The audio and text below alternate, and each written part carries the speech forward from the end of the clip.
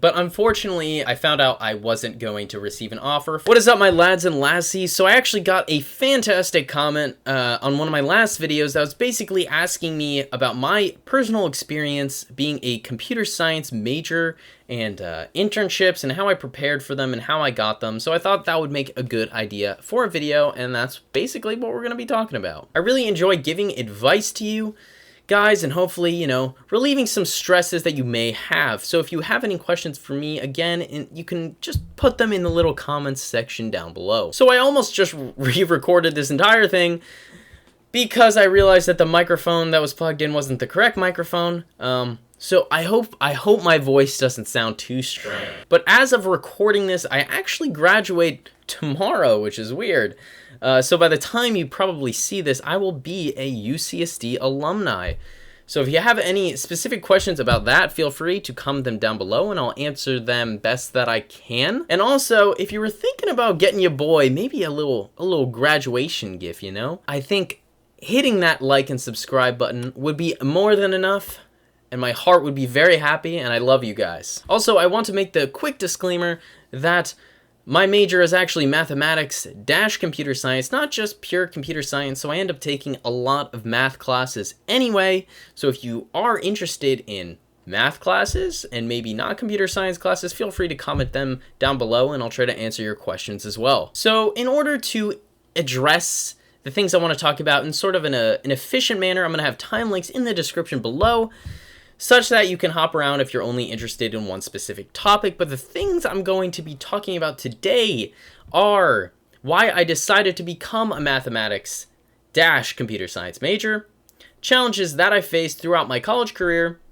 internships, which ones, how I got them, and how were they, and lastly, was it worth it? Was being a computer science major worth it? I did a similar video on being a computer science major previously that had a little bit more tangible evidence supporting it. So I talked about classes that you are going to potentially be taking, as well as new grad starting salaries. If you are interested in sort of that tangible evidence, you can check that video out in the description below, and hopefully you find it a little bit helpful. So first, why did I choose to become a mathematics computer science major? So I'm going to address just computer science in general, and then we'll get into why specifically math computer science. So computer science in general, I originally started out, I feel like as most people do, I really loved video games, you know. I was a huge fan of World of Warcraft. I still am. I'm a huge nerd when it comes to that. I love games. So obviously I wanted a better gaming computer, you know, as the natural progression of things. So I decided after my freshman year of high school, I would get a job and try to, you know, save enough money to, you know, build my own PC, which I did. I worked at the beach. I was, you know, just like a fry cook, basically. Saved up money, built an awesome gaming PC that I actually still have. It's right on my desk. That's what I'm using right now to edit all my videos. 6 years old, still running like a champ. But as I got interested in the physical side of computer hardware, and as I learned more about it, I started to get more interested just in the software side of it as well. So I decided I think junior year of high school to take AP computer science, and I remember that class being a lot of fun and building a lot of random things and learning a lot, and honestly, computer science changes the way you think a lot, and I thought it was very, very cool to approach things from a different perspective of problem solving. And I even remember my final project for my AP Computer Science class was building a small text-based RPG, basically sort of like D&D, but it had like a UI, and you would say like, oh, you're in a hallway, you know, go left, go right, and you would have like an inventory that I actually got to work, which was cool, where you could like pick up keys and open doors and things, and that was definitely cool, and I found like a lot of like a sense of rewardment out of doing that. And that's when I really started thinking about, hey, this could potentially be, you know, a field of education or, a career field that I might want to go into. So those are my main reasons on why I wanted to go into computer science in general. But why mathematics-computer science? Like, why that split? So when I was applying to colleges, and specifically UCSD, which is my university that I go to, which many of you probably know, basically two main computer science majors here. There's computer science and engineering, often abbreviated as CSE, and then math computer science, abbreviated Math CS. So computer science and engineering, which is like the very pure CS, and it's in the School of Engineering, whereas in the Math CS is the computer science specialization within the mathematics department. Now, why did I choose that? So at the time when I was applying, junior year high school Michael, I was very interested in finance and algorithmic trading and options trading, and I thought that the math portion of the major, combined with the computer science skills, would prove very valuable to going into the finance industry, hence why I applied to that major. And I thought the math side would also prove to be very applicable to a broader sense of jobs rather than just pure CS. But I felt like CS also gave you the foundational hard technical skills that could be applicable to a lot of different jobs as well, and would prove valuable both in compensation and in job opportunities. I definitely know some people transfer from Math CS to CSE, and probably likewise the other way, that want to focus more on the pure CS side, but I've actually really learned to love my major, to love both the computer science specialization and the more practical applications of the math that you learn, but also the theoretical and more abstract side of math, and you learn current research that's going on and things like that I found interesting. It was definitely difficult, but I loved being a math CS major. So I think one thing that you guys should do, just as some advice, is if you're looking at a specific major, or maybe you're looking at transferring or switching into a major, or maybe you're undeclared or something like that, and you want to get into coding or programming, because there's actually a ton of majors that are not just computer science, but that do a lot of different things that implement programming principles. So, there's obviously computer science, there's Math CS, which is me, software engineering if your university has it, bioinformatics, data science, statistics maybe, computer engineering, electrical engineering, cognitive science. All of those can implement computer science principles, and you'll learn coding skills doing those. So if you are interested in any of those like specific niches, I think it's very valuable to just look into those in case you are interested in one of those topics, in case you're looking into switching into one of those majors. So now that I'm graduating, I think I can talk about the challenges I faced throughout my 4 years in college as a computer science major, or math computer science major, whatever you want to call it. My freshman year, first semester or first quarter, I definitely struggled trying to just get used to the techniques and tools that are used in a college setting. So I remember, in my AP computer science class, that we would just use IDEs all the time. Like we used BlueJ and NetBeans were the IDEs I used in AP Computer Science. But for the first time, I had never used Linux or Unix or Vim or GVim or anything like that. So going into my first computer science class, which was just Introduction to Object-Oriented Programming with Java, and the first assignment, basically you just had to, it wasn't too hard coding wise, but I just didn't understand how to actually start coding. I didn't understand how to navigate Unix, how to navigate Vim and GVim. I didn't even know what they were, to be honest. So I even remember when starting my first assignment, I went to a tutor and I literally asked, I'm like, how do I start coding? I'm like, how do I do this? I'm like, where do I write the code? Like, I just want to start the assignment, but I'm like, do I write it line by line? Like, I don't understand how to operate this. And they were very, very accommodating. A lot of the tutors and teaching assistants in entry-level classes, freshman-level classes, are very, very, very nice and understanding. So their tutor was basically like, yeah, you can, type GVim in here, GVim file name. It'll open up this editor here. That's like an IDE if you want to use that. You can navigate the file system with Unix like this. Here's how you brief thing on Linux. And basically this is how you'll start the assignment. And that was super helpful because I was so lost. I was so lost trying to start that assignment. But eventually, I hit my stride and I was able to get what was going on and do the assignments. Though I will say that CS classes definitely demand the most amount of time commitment compared to other classes. So in 1 week, I'd probably have a math problem set that would probably take 2 to 3 hours depending on how many questions and how hard they were. And then also for my CS class, I would probably have either a programming assignment that was due every week or maybe every other week, but that would probably demand at least 10 hours and maybe a maximum of 25 to 30 hours. So always remember the saying that my professor said was start early and start often. And remember, this 25, 30 hours, you're like, oh, that's not terrible. But again, that's in addition to all the other classes. So that's just one class out of your 4 classes. You know, granted, I wasn't, you know, a savant at coding, so, you know, there's probably people who did it way faster than me, but that was just from my experience. It definitely got easier as I moved into later classes, as I got more familiar with the tools, as I got more knowledge on computer science topics just in general, and got more fluent in programming languages, and the assignments took me less time as I, you know, progressed through the years, but definitely the first 2 years, definitely, I spent a lot of time sitting in front of a computer. And honestly, I definitely remember being super stressed where the assignment would be due in 30 minutes, and I couldn't get some feature to work. So, you know, I had to take a fat L on that and, you know, make it up on other assignments or make it up in other classes. So, you know, such as the ways of college, my friends. So just know that unless you're an absolute coding savant genius, you will probably struggle doing programming assignments at some point. But just remember that if you're not struggling, you're probably not learning too much. And the last challenge I want to talk about is a little bit more existential. And what I mean by that is I started questioning a lot about why I was doing it. And I think that's important to do with any major, you know, or any field of study that you're doing. I was questioning, like, why am I doing this? You know, am I just doing it for a good job, a good pay?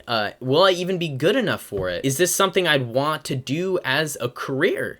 And I think that's important to question yourself in those topics. And after I answered those questions, I realized that I do like coding despite all the frustration. I do like building things, and I think technology is going to play a major role in the future of the world, and I really want to contribute and be a part of that. That's why I got a little bit of reassurance in my choice as a major, knowing that despite sitting in front of the computer for so long, I love seeing these finished products. I'm fascinated by what people can build and how that positively changes the world. And that even ties into a reason on why I started my YouTube channel, is that I really enjoy giving advice to people from things that I learned. And, you know, granted, my opinions and experiences aren't always the same for other people, and they're not always the right answers for other people, but I love seeing your guys' comments that say, hey man, this, you know, this really helped me decide a couple things, or, you know, clarify things, or when you guys have questions, I love trying to answer them for you. You know, granted, they're just my opinions and, you know, my research that may not always be correct, but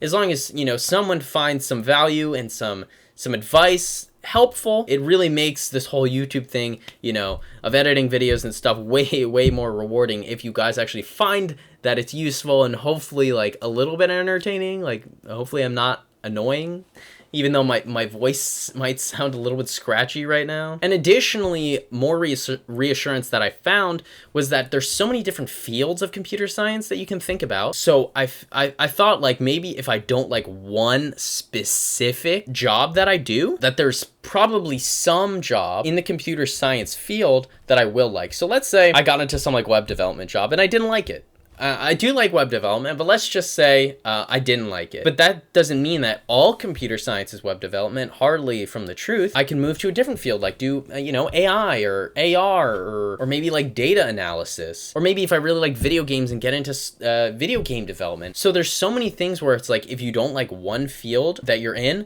those skills that you learned being a computer science major or some computer science related major can be very applicable to pretty much, you know, a lot of other jobs and a lot of other fields. So that was a lot of reassurance to me that I will most likely find some career with the skills that I learned from this major that I will enjoy, that will, you know, pay well, and you know, will be relatively you know, stable, as well as me liking it. So that provided a lot of reassurance to me. So I encourage you guys to ask yourself those questions as well. So now for some internships. So after my freshman year at UCSD, I studied abroad in New Zealand. I mentioned a couple times in previous videos for 5 weeks, so I didn't really have any internships that summer. But the fall of my sophomore year was when I really started looking into software engineering or software development internships. I had a family friend who actually introduced me to a opportunity within the Department of Justice as a software intern. I looked into that sort of application process, applied, went through this huge thing.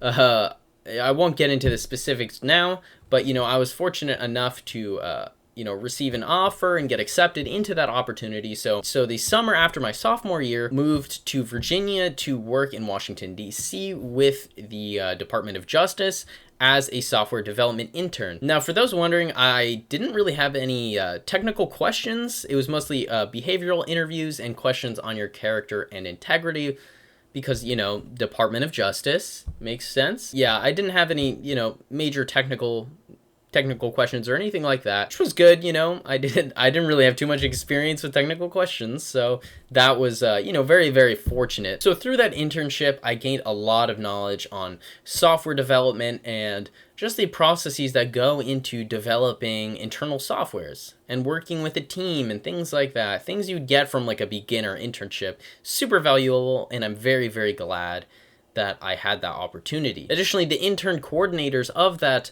internship were awesome, and we did like a ton of different activities where like they had a bunch of different agencies come in, as well as bringing us to museums or monuments or different departments. It was really, really awesome experience. Highly recommend. And I also met a lot of cool other interns there as well. So after that summer ended and I came back to San Diego, I had the opportunity of continuing that internship with the Department of Justice during the school year part-time. So I decided to do that. I would basically just work 4 hours a week. Allowed me to get a little bit more knowledgeable. I didn't do too much work. I just worked with databases a little bit, learned a little bit about SQL, which was cool.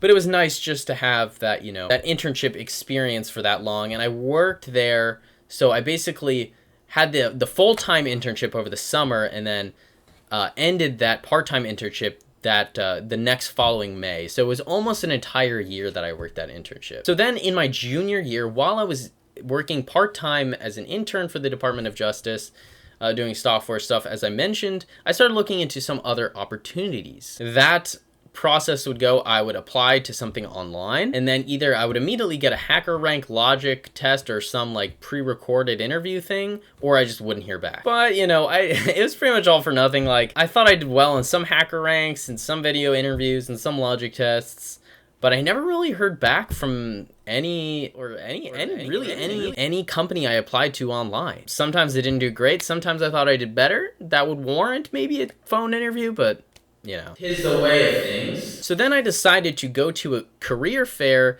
I don't remember if it was either winter or spring. I think it might have been winter of my junior year. And I gave my resume out to a bunch of people, but two main companies actually got back in contact with me, which was Western Digital, which is a computer memory company, if you're not familiar, as well as Northrop Grumman, which is a defense contractor. So after some emailing, Western Digital flew me out to San Jose, which I believe is where their headquarters is. And it was basically for their like super day. It was like the final round of interviews, and I had 4 interviews back to back, and each of which were an hour. So it was a pretty long day. So I flew in the morning, had the 4 hours of interviews, and then flew home. The first interview was very behavioral, just talked about past projects, some past classes that I took, things like that. And then the next 2 were technical, whiteboard and coding questions. They asked sort of like easy to medium level leet code questions.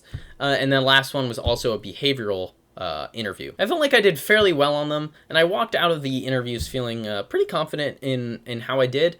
And what I did to prepare was I read Cracking the Coding interview. I didn't read the whole thing, but I went through a lot of the sections that I thought were important. Additionally, I did a lot of leet code questions as preparation. And at the same time, I had a phone interview with Northrop Grumman, basically just, another behavioral interview over the phone. She said that I would have an upcoming in-person interview, and I asked, would this be a technical interview? And she was, indicated to me that it wasn't going to be super like whiteboarding or technical or anything like that. So I didn't really prepare too much for that, but the in-person interview was actually on my campus in the Career Center, which was super convenient. So I didn't have to really, travel too far or anywhere. And it was an interview. It was basically 3 interviewers and myself, which was a little bit daunting because, there's a lot of people in a room. And This was a little bit more technical than just behavioral. So I did talk about a lot of projects that I worked on and class things that I did. Sorry, a guy just delivered a package at my house. So I did talk a lot about some projects and classes that I did and my past experience working for the Department of Justice. And it was a really great interview. Everyone there was super nice. Same with Western Digital. All the interviewers and all the people I talked to, incredibly nice. They gave us, some awesome water bottles and bags. So honestly, all my interview experiences with companies have been fantastic. They've all been incredibly nice, accommodating, and they realize that people are stressed out, and they try their best to alleviate that stress. I remember the Western Digital one was the first technical whiteboarding thing that I've ever done, so I was very, very nervous in that situation. But yeah, I left the Northrop Grumman interview fairly confident in the interview. And, fortunate enough, I did receive an offer from Northrop Grumman to be a software engineering intern for that upcoming summer in their aerospace systems in San Diego, so I didn't really have to travel anywhere. And also, I still had a security clearance from my time working at the Department of Justice, which I think helped, boost my resume a little bit. But unfortunately, I found out I wasn't going to receive an offer for Western Digital. I don't know how many people I was competing against. I think my interviewing group had around 10 people or so, but I don't know how many groups they had. But I was very fortunate enough to have that Northrop Grumman offer for the summer of my junior year. So with my internship with Northrop Grumman was fantastic. I mean, we worked on awesome project. I learned so much about technologies that I'd never used before, how front end interconnects to back end in a very soup to nuts sort of. Additionally, I got to sort of co-manage a team of interns, which gave me a little bit of project management experience, which I thought was super cool. Also, I made really good friends with other interns as well as full-time employees there, so I highly recommend if you are looking into a field like that. So that was honestly a really, really great experience. So I worked there basically for the summer before my senior year. So that would have been last summer. Yeah, last summer. So then towards the end of that internship, I actually had a recruiter reach out to me on LinkedIn from a large tech company. I don't actually want to say the name just because I'm going to be working for them. And I had some interviews with them for a full-time offer, and fortunately that paid off. But those are just sort of my internship experiences. The way I prepared for things was mostly I read Cracking the Coding interview and Leet Code questions. That's how I prepared also for my full-time interview. Granted, my full-time interview was actually, the technical interview was pretty hard, and I only reviewed easy to medium Leet Code questions, so maybe look into harder Leet Code questions depending on the position. That's what I did to review. I don't know if that's the perfect thing to do, because I've only had a handful of those type of situations, but that's just my personal experience. Now lastly, was it all worth it? And to be short and sweet, yes, it was. As I mentioned earlier, despite the immense amount of time sitting in front of a computer, as well as all the frustration that comes with it, I like coding and I like building things a lot. And I think it's very rewarding. And I really want to, again, like I mentioned earlier, contribute and to be part of the massive technological innovations that positively benefit the world. We all want to have lots of money and drive cars, and I think being in software, you'll be very financially stable. But in addition, compared to other fields, I feel like software has a very unique ability to impact a lot of other fields as well, in a very, very positive way, and I really wanted to be a part of that. So hence why I was very reassured in being a computer science major, a math computer science major. So through my 4 years in college as a math and computer science major, I've learned a lot, met a lot of great people, and had a lot of fun. And I'm really, really excited to see what the future holds, both in terms of a career perspective, but also in terms of just technology. I'm really, really excited to see what sort of technology is going to come out there. I just saw a thing, even though this is from last August 2019, I think. When I saw the HoloLens 2 from Microsoft, I was blown away. I thought that was so cool. I don't know if you guys watch Sword Art Online. I just watched the movie. I watched all the full anime series, but I just watched the movie, and they had all the AR stuff, and then I looked in, I'm like, how far has AR really gotten? And then I saw the HoloLens 2 after researching.